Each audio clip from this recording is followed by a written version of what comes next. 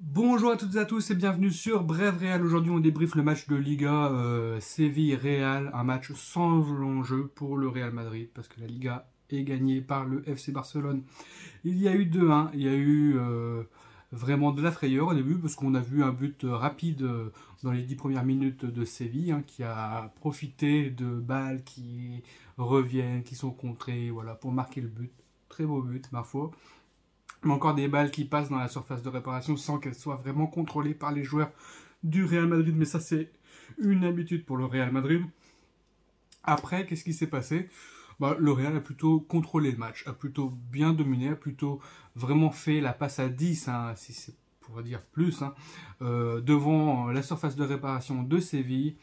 On a réussi à ouvrir le score suite à une longue possession de balles. On obtient une faute aux abords de la surface de réparation. Coup franc de Rodrigo, il n'a pas l'habitude de tirer les coups francs, il le met, il y a eu un mur à 5 joueurs, il a réussi à contourner le mur et à la mettre dans le but pour tromper Bonou. Donc du coup c'est vrai que ça fait du bien de marquer sur coup franc, ça fait du bien, ça apporte aussi un peu de danger. On sait maintenant qu'on marque sur coup franc, on a des hommes dangereux. Rodrigo, il montre qu'il est décisif, sans Karim Benzema, sans Vinicius et tout. Et après, on voit que, même dans le cours du jeu, pour le 2-1, il fait un récital, et il fait une feinte, il refeinte et il la place bien. Et du coup, grand écart du défenseur et du gardien, c'est vrai que ça fait du bien de voir un joueur technique et à l'aise avec le ballon. On voit que, il a été élu homme du match, qu'il a pesé, il a été important, il a vraiment fait le boulot. Même quand Vinicius et Benzema ne sont pas là, comme je l'ai dit juste avant. C'est un joueur que, comme j'avais dit dans le débrief aussi, pour pouvoir voir les compos de la saison prochaine, qui doit peser aussi dans l'effectif aussi, même si quand il est mis à droite, on le voit souvent seul et ne pas recevoir le ballon, tant Vinicius accapare tout le jeu et mobilise l'attention de tout le monde en fait. Et c'est vrai que quand il est un peu plus électron libre à la place de Benzema ou autre, là c'était Valverde qui était à droite, on le voit plus, on le voit mieux, c'est son poste de prédilection, on voit qu'il est à l'aise, on voit qu'il aime ça, jouer, et c'est vrai que là il a bien fait son taf, il a bien joué, l'équipe a été en forme, a bien dominé. On aurait pu mettre un autre but, des frappes de loin et tout. Bon, voilà. On a pris un poteau aussi à un moment donné. Il ne faut pas oublier qu'on a eu du danger aussi. Mais bon, c'est le foot. Il y a eu beaucoup de fautes vers la fin de match, dont un carton rouge sur une faute grossière sur Ceballos. Ceballos qui s'en est pris plein la figure, des tacles en veux-tu, en voilà. Limite, ça risquait de blesser le joueur.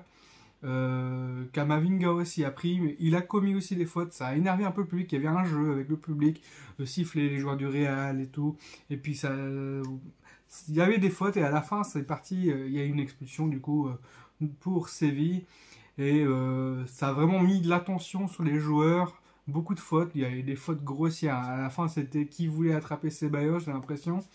Alvaro Rodriguez qui a failli marquer, le jeune rentrant de la réserve, voilà, il a failli marquer, il a fait une tête sur un centre ou un corner, je sais plus trop comment que c'était. Enfin, la tête manquait de peu le cadre, mais il apporte beaucoup dans le domaine aérien, au niveau de la taille.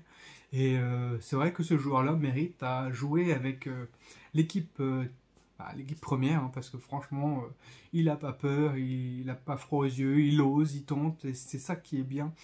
La prise de risque, voilà, quand tu es attaquant, tu essaies de manger le ballon, tu essaies de faire des choses, et puis tu tentes, et puis c'est bon.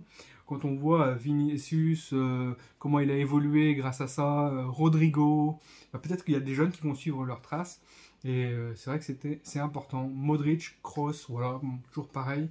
Un peu pas un peu mis en difficulté. Après Kamavinga, il faisait bien le boulot. Tchouaméni aussi a bien fait son taf. On voyait bien que la défense aussi.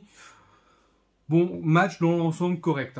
Vraiment, c'est très bien. Après, c'est vrai que à un moment donné, je me suis dit, punaise, on tourne beaucoup devant la surface de réparation de Séville sans avoir vraiment de solution de déclenchement, de centre potentiel.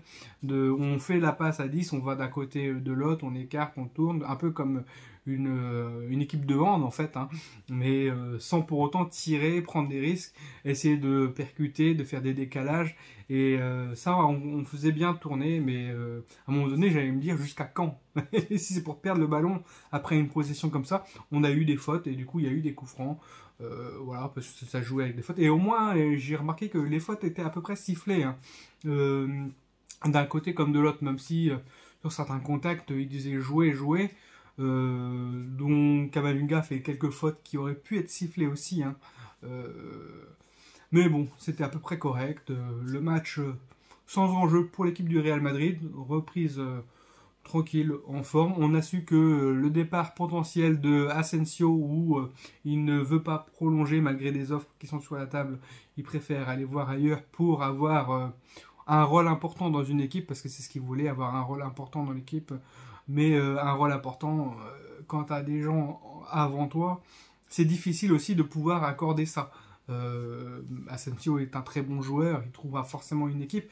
Maintenant, un rôle important dans une grande équipe, au Real, c'est vrai que c'est pas facile de trouver un rôle important, parce que tu as Vinicius, tu as Rodrigo qui sont devant, tu as Benzema, et oui, tu as la relève. Bon, t'as pas Hazard dans les pattes, mais Asensio, en second, en remplacement, c'est vrai qu'il fait vraiment le travail. Après, il faut accepter aussi d'être remplaçant. Dans une équipe comme ça, il y a forcément des remplaçants. Quand tu regardes City, il y a Foden, il y a Mahrez et tout, ils acceptent d'être remplaçants. Et même s'ils ont un rôle important, les remplaçants sont quand même tout aussi importants que les titulaires, parce qu'il faut apporter de son frais dans les cours de match, où il faut faire une rotation, et il faut que ces joueurs-là se donnent à fond et soient vraiment un plus, comme je l'ai dit dans d'autres vidéos. C'est pas facile de rentrer et d'être un plus. Et Asensio, quand il rentrait, c'était mitigé, quoi. C'était tantôt, il allait pouvoir frapper de loin, et avec sa frappe de loin qu'il a, il pouvait mettre une lucarne ou autre, mais sinon, peser dans le jeu, il le faisait moins. Il était présent, mais voilà, bon, je vais pas dire comme Hazard, où Hazard n'apporte pas de danger, peu de tirs et beaucoup de contrôles ratés. Asensio a quand même plus de tirs, plus de visu, plus de passes, il déclenche, il court quand même beaucoup. C'est un joueur que j'aurais aimé garder dans le club, mais bon, pas un rôle important comme il le souhaite. Maintenant, quelle équipe peut le prendre pour un rôle important? Je sais pas. Je sais pas. Une bonne équipe, ils ont déjà leur titulaire. Après, il faudra voir dans une équipe un peu avec un rang inférieur au Real Madrid, parce que si tu veux être titulaire vraiment indiscutable, oui, il faut, voilà. Ou même au Barça, je pense pas qu'au Barça, il serait un titulaire indiscutable. Parce que d'abord, tu as tous les attaquants qui sont là et tu as l'équipe en place. Donc, ça risque d'être difficile pour lui, à voir si il trouve un club. J'espère pour lui le meilleur. Et voilà. C'est tout ce que je voulais dire pour cette fois. N'hésitez pas à liker, partager, ça aide la chaîne. Merci. Siou!